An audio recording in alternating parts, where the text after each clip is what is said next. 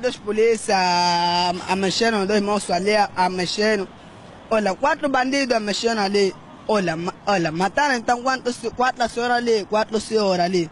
4 senhoras ali. Mas também a 4 senhoras, um deles que morreu, um moço que morreu, o nome dele é BK, que morreu ali.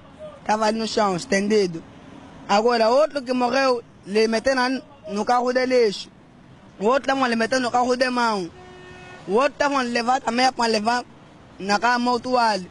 O outro levando nas costas. O outro estavam sentindo a pena. Ei, ué, chama a polícia para levar a outro. O outro está falando, não, liga nos bombeiros. O outro está falando, não, liga na ambulância. O outro está falando, não, liga já no coisa. Na polícia. O outro está falando, não, liga já no coisa. É isso tudo que se passa em Angola? Angola, tudo aqui, mano. Estamos sofrendo. Comida aqui, tudo também sofrendo, mano.